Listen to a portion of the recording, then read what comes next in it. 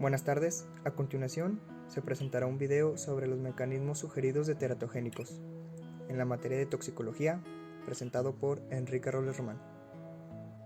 La teratología es el estudio de las anomalías congénitas y sus causas. Antes del conocimiento acerca del poder teratogénico de la rubeola y posteriormente el de la talidomida, se creía que los defectos congénitos eran todos heredados. El útero y la placenta eran considerados una barrera frente a los factores externos. Este escenario se ha modificado drásticamente en los últimos años, con un desarrollo muy importante en el conocimiento acerca de los agentes teratógenos. Un agente teratógeno es aquel que actúa alterando el crecimiento, la estructura o la función del embrión o feto en desarrollo. No es lo mismo un agente teratógeno que una exposición teratogénica. Esta diferencia se debe a que en una exposición teratogénica son importantes las dosis y las vías de administración. Asimismo, la mayoría de las drogas llegan al feto a través de la sangre materna. Por lo tanto, la exposición embrionaria y fetal dependen de varios factores críticos, como son la edad gestacional al momento de la exposición, absorción de la droga, niveles séricos maternos y el clearance materno y placentario.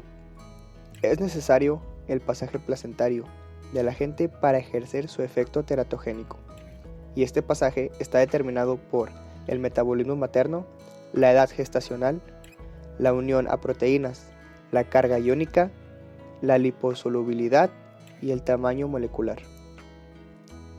¿Cómo se determina si un agente es teratogénico en humanos? Los estudios en animales están realizados de tal manera que maximizan la oportunidad de producir un efecto adverso.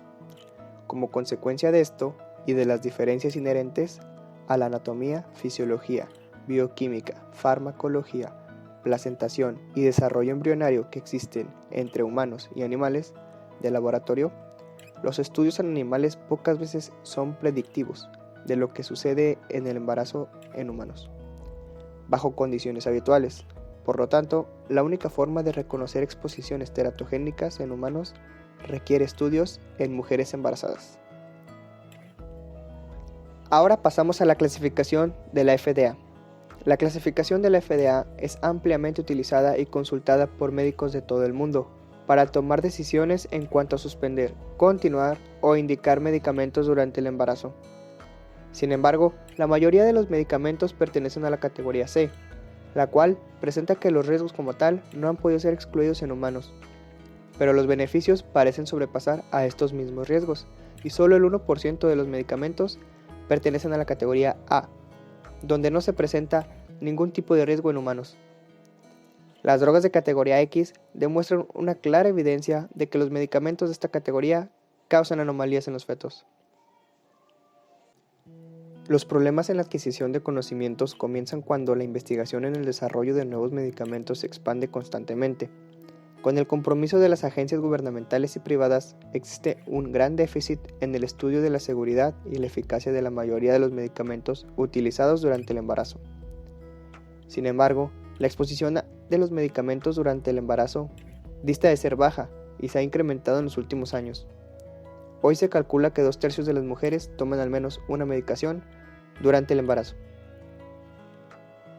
Se tienen en cuenta algunos de los teratógenos ya comprobados, como lo son la isotretinoína, la cual se utiliza para el acné y tratamientos dermatológicos en forma local y sistemática. Es un teratógeno comprobado que inhibe la migración celular, produce malformaciones del sistema nervioso central, de los miembros cardiovasculares y faciales. También ha sido asociada a defectos cognitivos. La recomendación actual es suspender la medicación oral 3 meses antes de la concepción. El metotrexato se utiliza en el tratamiento del embarazo ectópico, psoriasis, artritis reumatoidea, lupus sistemático y en algunas neoplasias. La exposición durante el primer trimestre resulta en un riesgo aumentado de malformaciones, entre las que se incluyen craneofaciales, cardiopulmonares y gastrointestinales, además del retraso madurativo. Sin embargo, la mayoría de los embarazos expuestos a bajas dosis no presentan efectos adversos. El misoprostol se utiliza para la terminación del embarazo en el primer trimestre. El inconveniente es que su eficacia como abortivo es baja si se utiliza como única droga, y los embarazos siguen su curso con un riesgo aumentado de teratogénesis. En países donde el aborto no es legal, es amplia su utilización por cuenta propia de los pacientes. Se han descrito múltiples malformaciones asociadas al misoprostol, pero sobre todo ha sido asociado a anomalías transversales de los miembros y síndrome de Mobius, el cual presenta en el paciente pliegues epicánticos, puente nasal plano, nariz respingada y zona lisa entre boca y nariz. Los defectos congénitos pueden presentarse de muy variadas maneras.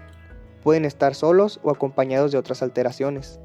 En estos casos, la asociación puede ser al azar o tomar un patrón específico recurrente. Esto es lo que se conoce como defectos aislados o múltiples.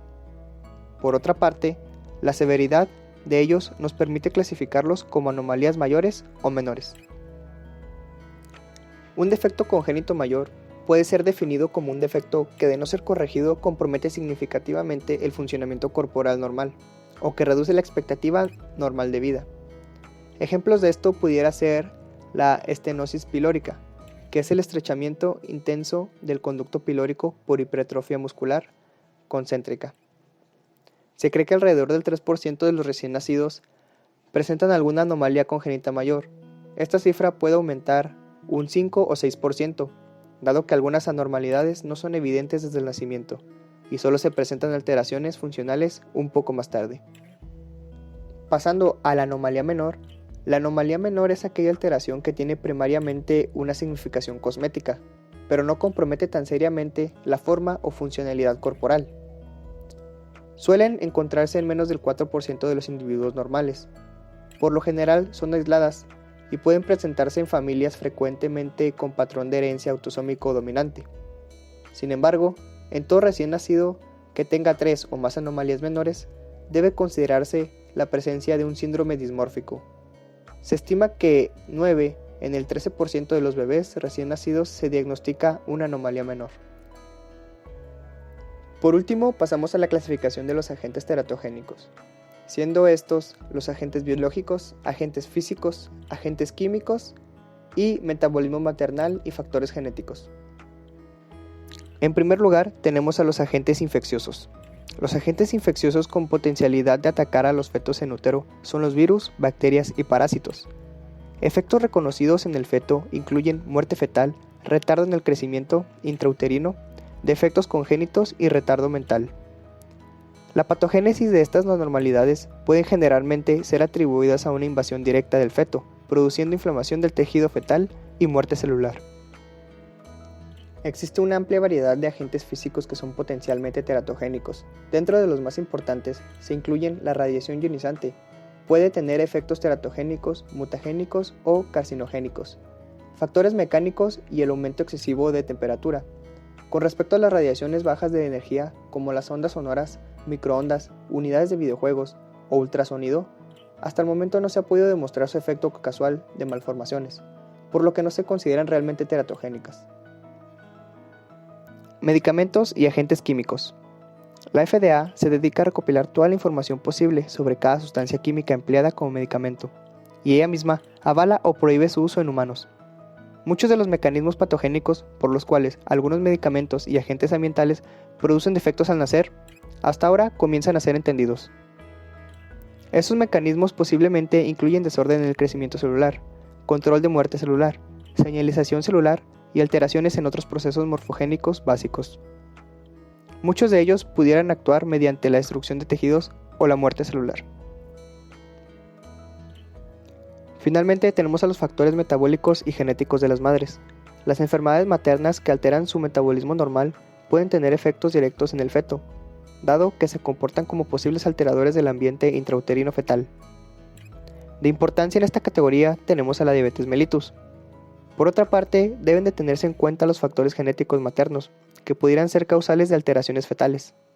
Se considera importante recordar que actualmente se conoce un poco más sobre los genes del desarrollo, lo que ha dado alguna claridad a la patogenia de ciertas alteraciones congénitas.